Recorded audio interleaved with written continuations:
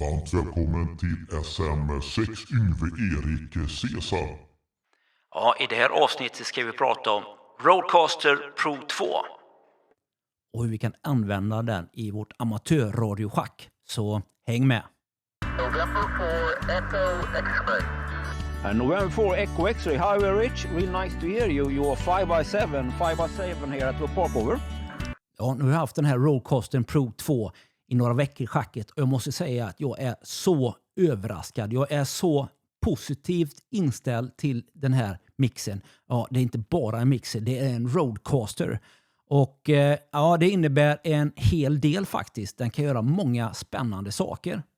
En av de stora anledningarna till varför jag köpte Rodecaster Pro 2, det var att den får mikrofonerna att verkligen lysa.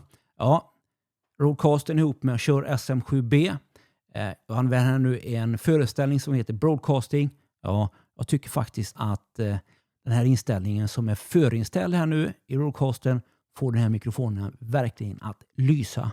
Ja, det finns så mycket presets här som de verkligen Rode har jobbat med som gör det enkelt för dig som användare att använda. Det här med att använda en vanlig helig mixer kräver ju faktiskt att man kan en hel del. Ska du använda mixer in i datorn så kräver det att du behöver kunna ännu mer. Och det tar lång tid och ja, det är faktiskt en hel del utmaning att ta sig den här kunskapstrappan att lära sig allt om ljud för att få till ett bra ljud. Men Rodecaster Pro 2 gör det här väldigt enkelt och smidigt. Och kan man då ansluta till en Rodecaster Pro 2? Ja, den har 4 stycken kombinerade XLR och line-in-kontakter. Så du kan använda antingen XLR eller en 6,3 mm kontakt in i mixen här. Den har 4 stycken utgångar för hörlurar. Och den har också 2 stycken line ut. Så du kan koppla till studiohögtalare eller till dina radiostationer. Rodecaster Pro 2 har ju verkligen många strängar på sin lyra. Ja, när man tänker på Rodecaster kanske man tänker på att det är en podcastingprodukt. Och det är det absolut. Här har man ju 4 XLR-ingångar för mikrofoner. Man kan också koppla till en USB-mikrofon. Du kan få till ett riktigt fint samtal om amatörradio. Där är klubbstationen, får det inspelat och lägga ut på din hemsida. Och man kan också få till riktigt fina ljudeffekter här. Vi ska se vad man kan bjuda på. Ja, man kan ju låta lite konstigt, minst sagt. Och ja, det finns mycket installera här. Man kan också få till lite applåder. Någon har gjort någonting bra. Ja, och om man nu vill använda de här sakerna till. Man kan också lägga till lite musik här faktiskt.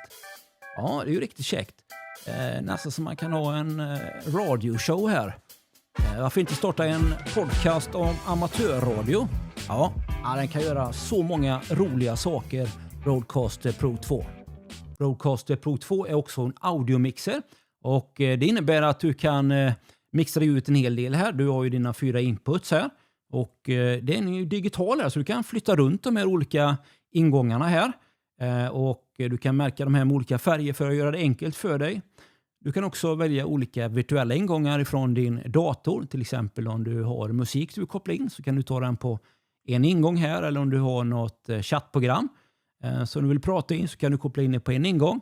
Du kan även koppla in ytterligare en dator. Om du har 2 datorer i ditt amatörradschack så kan du koppla in även en till dator och använda hela allt vad den här kan åstadkomma helt enkelt till 2 datorer. Om man vill använda sin Rodecaster till olika saker så kan man spara olika profiler.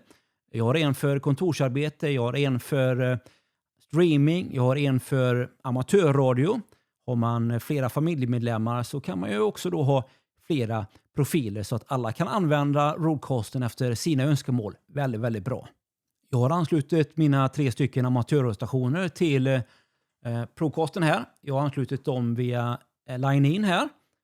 Och det är ju 3,5 meters kablar till de här stationerna normalt. Så jag har anslutit det till en 6,3 meters adapter. In i den här kombinerade XLR och input kontakten här. Och så kan jag helt enkelt slå på här ljudet och lyssna på det här. Just nu så lyssnar vi på någon som är på 12 meter här. Och jag kan enkelt anpassa ljudnivån här. Och jag kan sätta på min VF-station här med och min handapparat att lyssna på. Så jag kan helt enkelt övervaka frekvensen här på ett väldigt smidigt sätt. Och jag kan koppla till en blåtandsatt här också. Om nu går vi runt huset lite grann och småpilla, så kan jag alltså lyssna på både kortvågen, VHF-en och vad jag nu vill ha till det här. Du kanske har en fin SDR-mottagare. Du kan nog plugga in här givetvis. Vill man använda ljudmixer för sändning med sina amatörradiostationer, så visst går det. Men det kräver en hel del kunskap om hur man kopplar och får till det hela. Så det får bli till en helt annan gång. Om man ska använda en mixer i sitt schack så behöver man fundera på vart man placerar sin mixer någonstans. Ja, jag har ju min mixer här nu mellan slutsteget och kortvågsstationen. Det är alltså på det absolut det sämsta stället som man kan ha en mixer på. Det har jag det just nu. Ja, jag får fundera på hur jag ska ordna till det hela här. Jag har en hel del friter runt kablarna här. Men trots att man har friter så kan ju givetvis HFN gå rakt in i mixen här och ställa till elände. Så här får man helt enkelt prova sig fram i sitt schack. Och som sagt skaffa friter och bedubb på kablarna här. Jag har faktiskt klarat mig utan störning här, förutom på 40 meter. Det kommer inte med på sändningen här märker jag, men det kommer med i lurarna. Så där har jag lite grann att ta reda på hur jag ska lösa detta. Så jag får väl meddela det framöver hur jag har hittat lösningen. Antagligen är det för att placera mixen på ett lite annorlunda sätt här. Men skrivbordet har ju den yta det har. Så det är ju en liten utmaning att få till det hela. Det finns en riktigt bra funktion för oss radioamatörer. Det är nämligen att det går att spela in ljud på den här. Ja, det finns en plats här för att stoppa in i ett minneskort. Och en rekordknapp snabbt tillgängligt som du kan trycka på. Då spelar den in och trycker du en gång till så pausar den. Så kan du starta den igen. Och när man håller på med contest så krävs det ju ibland att man spelar in hela contesten. Ja, det gäller att man spelar in både sig själv och motstationen. Det är ett krav för att delta i tävlingen. Ja, ett sätt att kontrollera att vi inte fuskar när vi tävlar. Och det här är ju en riktigt fin lösning att kunna använda den här rekordknappen snabbt och enkelt då när man deltar i en contest. Riktigt, riktigt bra för oss radioamatörer. Ja, det har verkligen varit trevligt att få in roadcasten i schacket. Och på fredagskvällarna så har jag lyssnat på fredagsringen på 80 meter och samtidigt lyssnat på skön musik från datorn in i samma mixer där i hörlurarna. Och kunnat vakta på de lokala repeaterna för någonting som händer.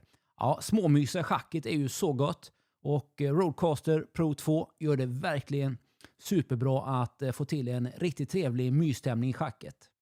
Ja, det var allting från SM6 Yngve Erik Cesar denna gång. Vill du höra mer om Roadcasten, skriv i kommentarerna. Annars körs vi i nästa video. Det var allt från SM6 Yngve Erik Cesar som tackar och slutar. November 4 Echo X-ray, Highway Rich, real nice to hear you. You're 5x7 here at the park over.